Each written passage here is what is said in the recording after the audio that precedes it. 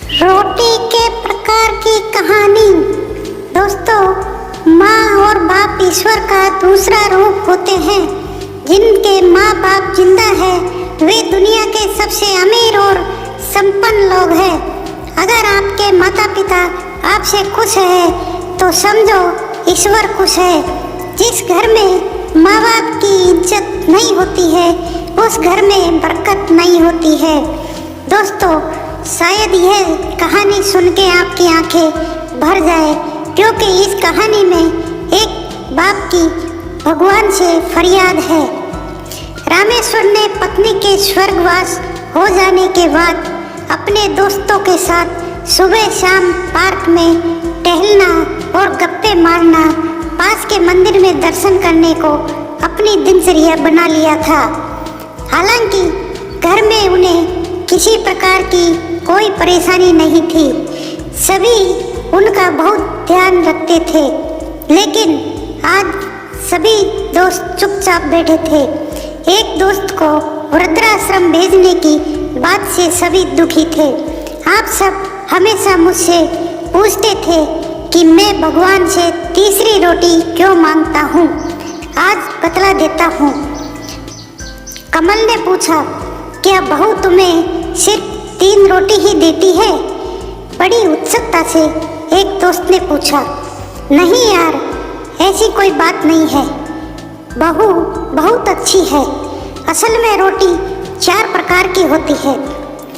पहली, सबसे स्वादिष्ट रोटी माँ की ममता और वात्सल्य से भरी हुई, जिससे पेट तो भर जाता है पर मन कभी नहीं भरता। एक दोस्त ने कहा, 16 आने सच, पर शादी के बाद माँ की रोटी कम ही मिलती है। उन्होंने आगे कहा, हाँ वह तो बात है।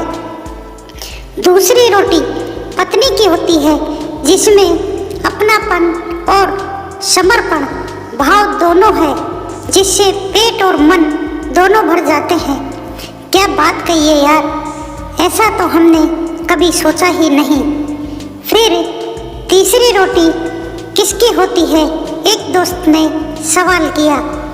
तीसरी रोटी बहू की होती है, जिसमें सिर्फ कर्तव्य का भाव होता है, जो कुछ कुछ स्वाद भी देती है और पेट भी भर देती है और वृद्धाश्रम की परेशानियों से भी बचाती है। थोड़ी देर के लिए वहाँ चुप्पी छा गई। लेकिन ये चौथी रोटी कौन सी होती है? मौन तोड़ते हुए एक दोस्त ने पूछा। चौथी रोटी नौकरानी की होती है, जिससे ना तो इंसान का पेट भरता है न मन तृप्त होता है, और स्वाद की तो कोई गारंटी नहीं है। तो फिर हमें क्या करना चाहिए यार? माँ की हमेशा पूजा करो, पत्नी को सबसे अच्छा दोस्त बनाकर जीवन जियो, बहू को अपनी बेटी समझो और छोटी मोटी गलतियाँ नज़रअंदाज कर दो। बहू खुश रहेगी तो बेटा भी आपका ध्यान रखेगा। यदि हालात चौथी रोटी तक ले ही आए तो भगवान का शुक्र करो कि उसने हमें जिंदा रखा हुआ है। अब स्वाद पर ध्यान मत दो, केवल जीने के लिए बहुत कम खाओ ताकि आराम से बुढ़ापा कट जाए। बड़ी खामोशी से सब दोस्त सोच रहे थे कि वाकई हम कितने खुशकिस्मत हैं। फूल कभी दोबारा नहीं खिलते, जन्म कभी दोबारा नहीं मिलते, मिलते हैं लोग हजारों, पर हजारों गलतियाँ माफ करने वाले माँ बाप दोबारा नहीं मिलते। दोस्तों बहुत बहुत धन्यवाद। कहानी यदि पसंद आए तो सब्सक्राइब जरूर से जरूर